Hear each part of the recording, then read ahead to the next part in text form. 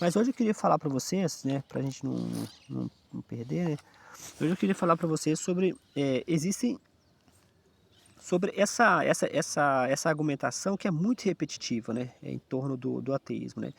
Eu já assisti vários debates, né, antes de publicar esses livros, eu fiquei acho que mais de 2 anos vendo debates, né, eh e os debates, realmente, né, é do Chris Hit, por exemplo, né, eu gosto muito do Chris Hit, chega um ponto que fica cansativo, não porque o Chris Hit é cansativo, né, é porque é cansativo os cristãos, né, os apologéticos cristãos, né, eles, mesmo pessoas extremamente intelectuais, como o John Lennox, por exemplo, né, eles insistem com as mesmas argumentações, né, é um processo que chega a ser cansativo, né, os cristãos, e mesmo quando os cristãos, se tornam intelectuais, né, são intelectuais na verdade como o John Lennox, né, que é um matemático da Oxford, ou seja, não é qualquer pessoa, é um intelectual, né, intelectual, pelo menos na área da matemática, do mais alto escalão. Mas quando ele passa a defender o cristianismo, ele se torna uma pessoa não diferente de um pastor, né, com ensino médio, né. E essa argumentação aqui, ó, que eu comento logo que eu coloquei, eu marquei aqui também, isso aqui não é erro, isso aqui é marcação, né.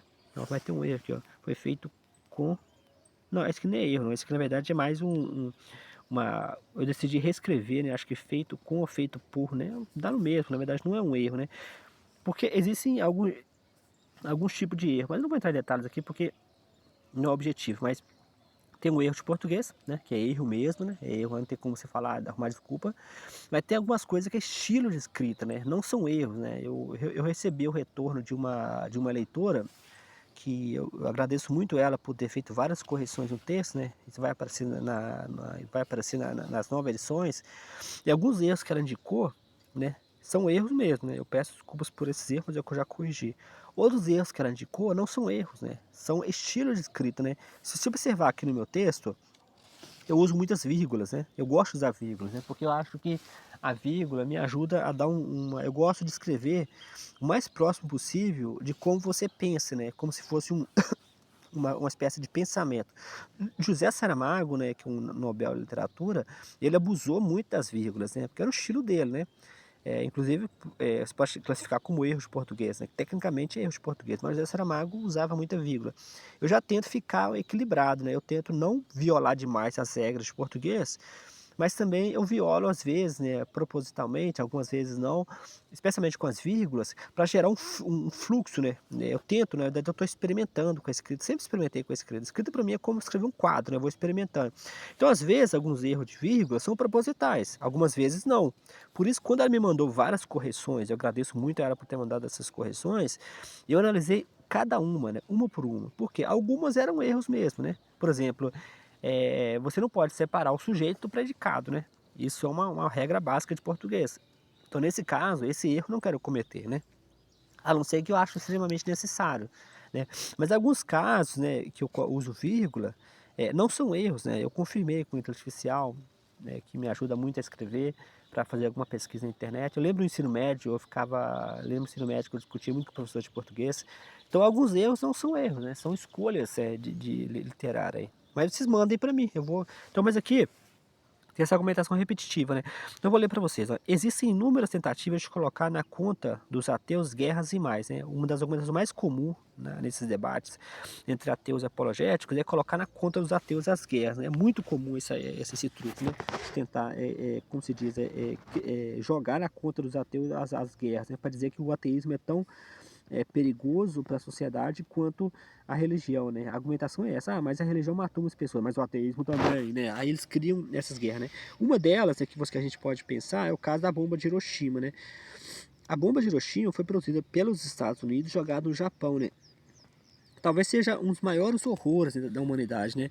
Então, ou seja, como exemplo, nos Estados Unidos, cargos públicos, né, ou menos ainda, de confiança, ou seja, os ateus não poderiam, ou seja, os ateus não poderiam fazer parte desses cargos. Quer dizer que todas as guerras norte-americanas, né, os estadunidenses, né, incluindo a bomba de Hiroshima, foi feita com governos cristãos, né. Eles dizem: "Ah, mas eles não eram cristãos de verdade", né. Mas eles eram cristãos o suficiente para ser eleito, né.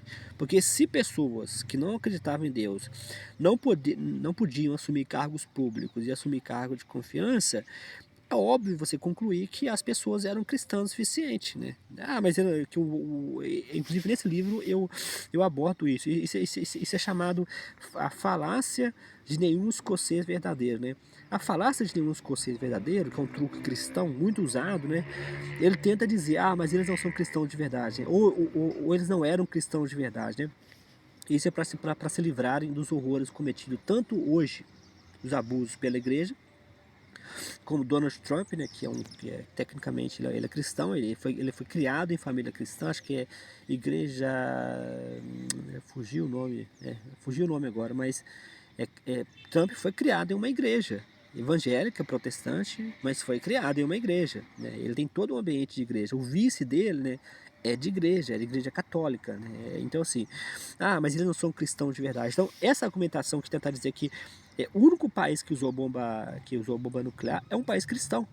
Nenhum país até hoje usou bomba nuclear. É um país cristão, que foram os Estados Unidos. A bomba de Hiroshima e Nagasaki, acho que foi uma das maiores covardias já cometidas pela história, né? Porque os japoneses já estavam derrotados, né? Eu já vi cristãos online tentando defender, ah, mas os japoneses precisavam, senão eles iriam continuar a guerra, coisa e tal. Mas os historiadores concordam, né? Muitos historiadores sérios concordam, que o Japão já estava derrotado, né? Que os Estados Unidos queriam mandar uma mensagem para o mundo. Então, para poder mandar uma mensagem para o mundo, eles cometeram uma das maiores atrocidades de todos os tempos. Era um país que, como eu disse, na época que a bomba de Hiroshima, né, o projeto Manhattan, né, Albert Einstein nem pôde participar do projeto. Albert Einstein era sem religião, ele não tinha religião, ele não era uma pessoa de fé, né? Quando essa bomba foi construída, os Estados Unidos era um país totalmente cristão. Albert Einstein, por exemplo, ele chegou a ser ameaçado, a ser expulso dos Estados Unidos para o grupo cristãos, né? Porque diziam que ele negava o Deus pessoal do cristianismo, né? Ele chegou a chamar de infantil, né, a ideia do Deus bíblico, né? E que ele chegou no livro do Rich Dawkins, né? Que é o Deus é um delírio, né? Deus é um delírio, Rich Dawkins chega a comentar em várias passagens, né, das falas dos cristãos na época, né, queriam expulsar o Albert Einstein, porque Albert Einstein não acreditava no Deus cristão, né? Então, se dependesse dos cristãos norte-americanos, né, dos estadunidense, eu estou tentando melhorar a palavra estadunidense, porque eu não quero usar a palavra americana e norte-americana, né?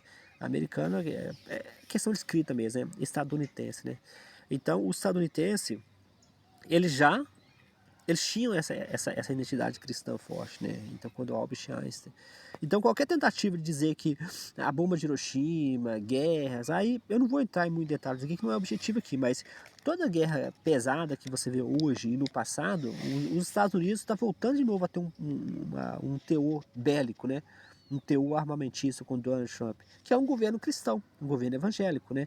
O George Bush, né, que eu falo muito no livro aqui, logo na introdução eu falo muito de George Bush, que ele tá até aqui, ó, o George Bush aqui, né, tá aqui, ó, George Bush aqui, ó. Durante um comício, Bush se referiu a O'Hare, né, Madalyn O'Hare, como alguém não patriota, não amava o seu país, né, ou seja, ela era